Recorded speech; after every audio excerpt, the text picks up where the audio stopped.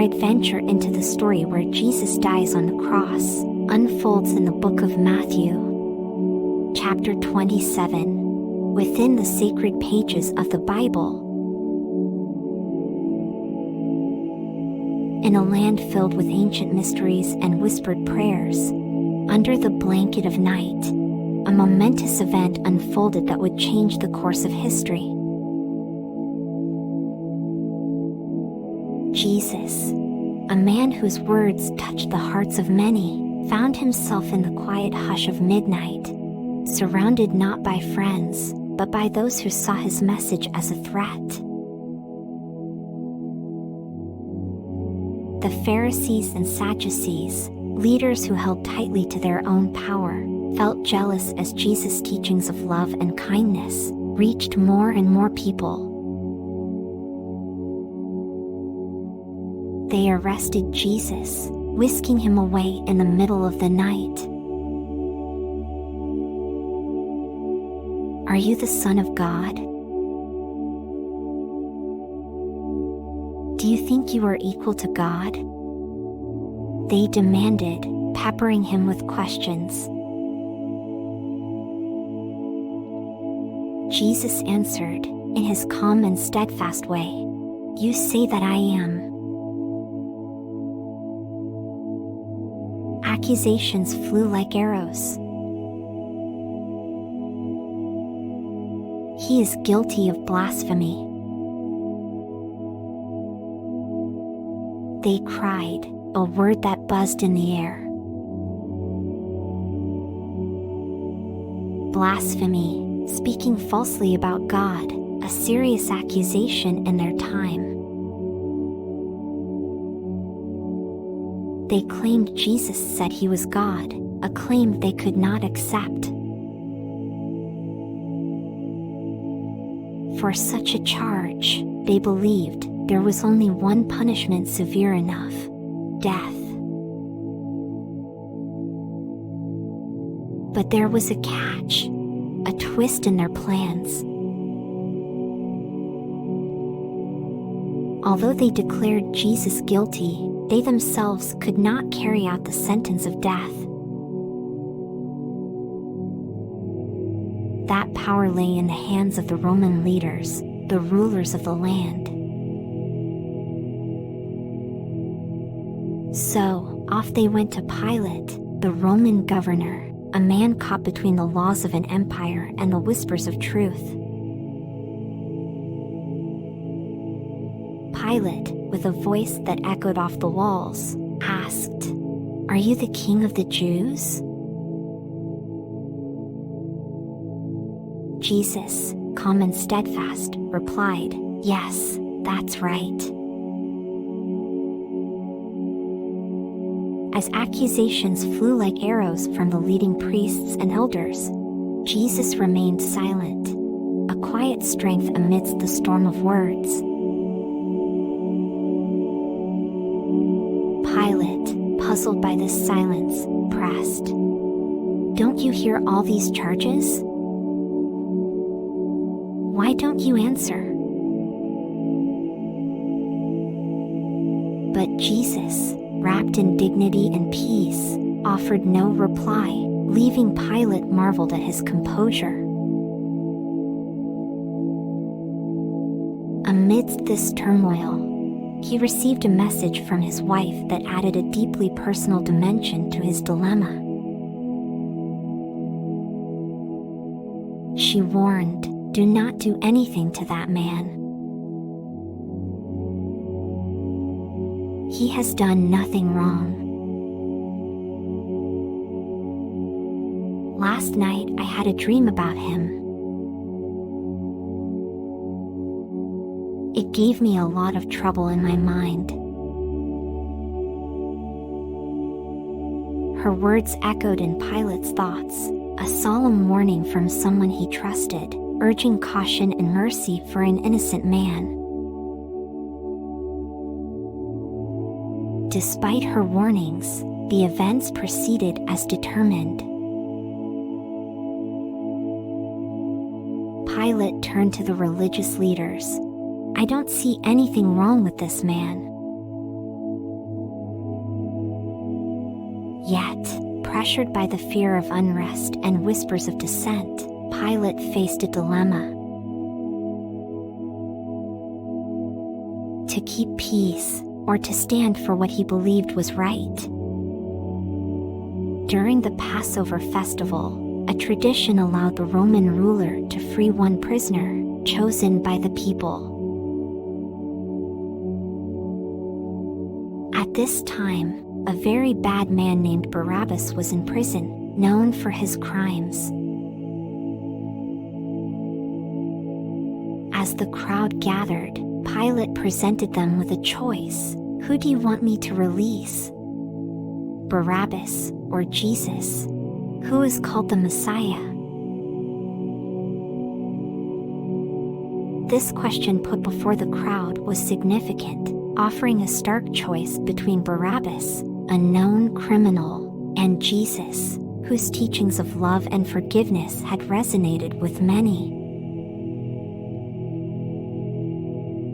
The decision they faced was profound, impacting not only the lives of these two individuals, but also highlighting the values and desires of the people in a moment of historical significance. The people answered, "Barabbas." Pilate, shocked by their response, asked, "So what should I do with Jesus, the one called the Messiah?"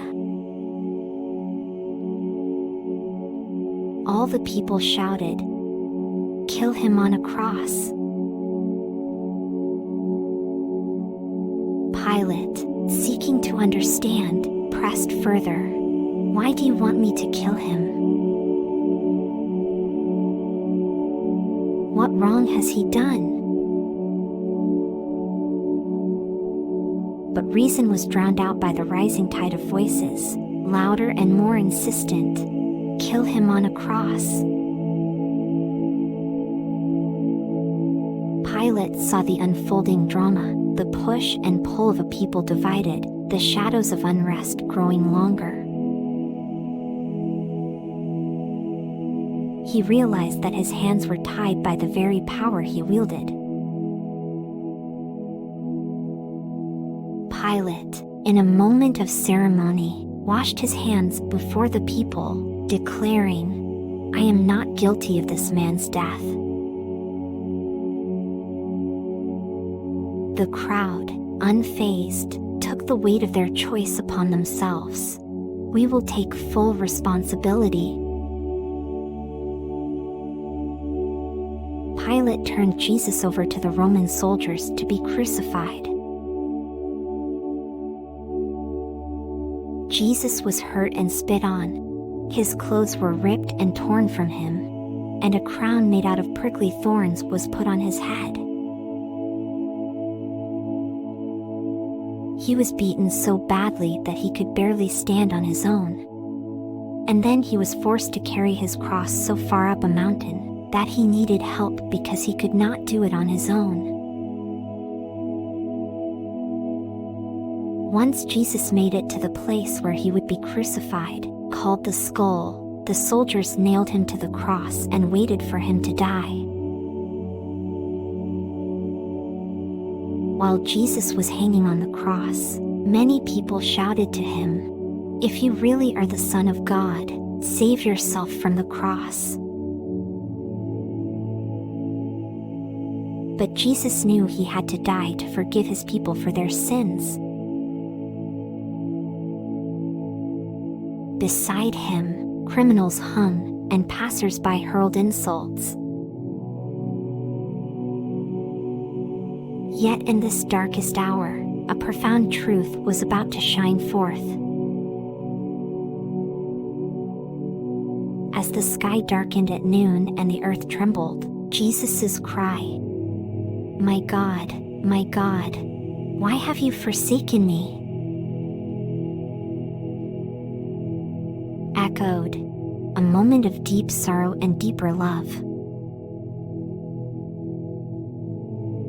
Beneath a suddenly darkened sky, as if the sun itself had hidden its face in sorrow, Jesus hung on the cross with a sign above him declaring, "This is Jesus, the King of the Jews."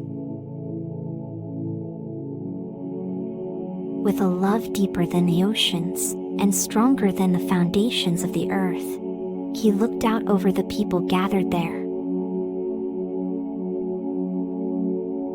Then, with a voice that carried the weight of all our sorrows and the hope of all our tomorrows, Jesus declared, "It is finished."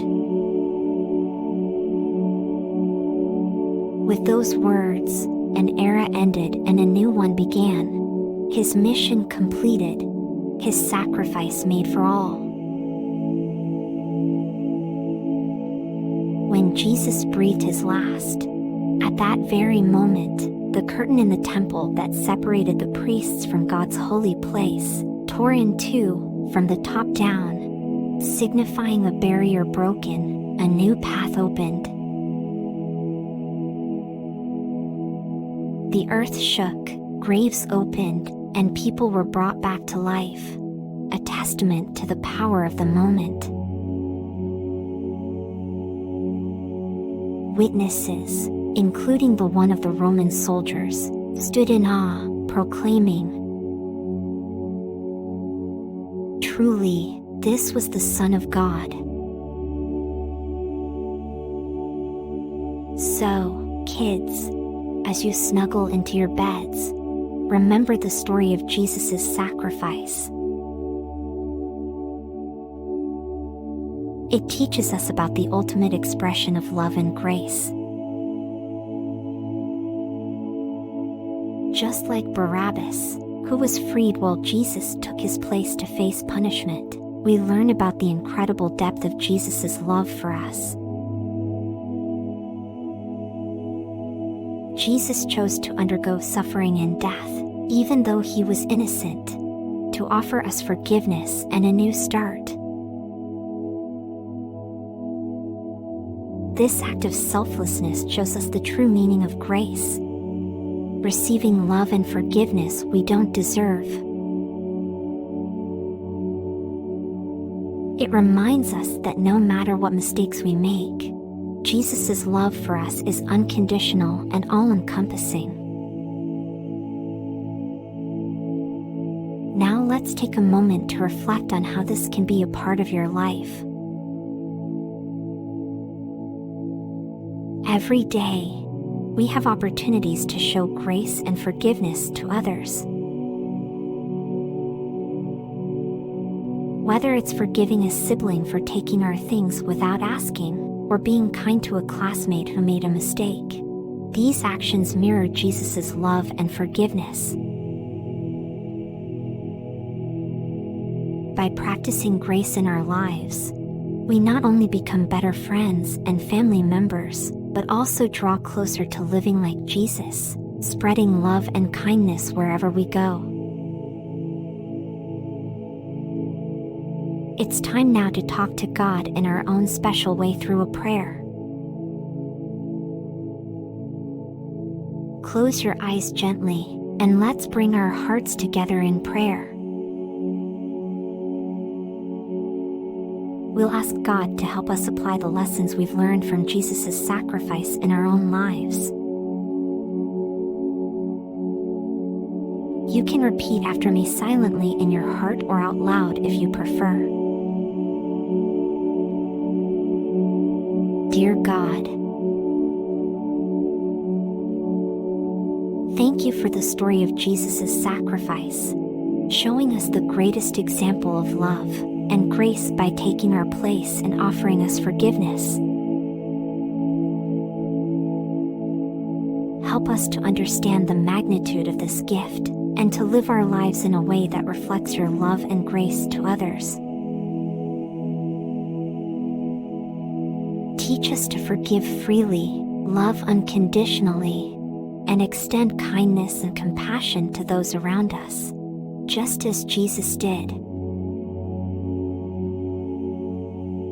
May we always be grateful for your sacrifice and strive to live in a way that honors you. Bless us with peaceful sleep and fill our dreams with your love and grace. Amen. There we go, kids. With our hearts full of hope and our minds at peace, let's snuggle down into our pillows, feeling safe and loved.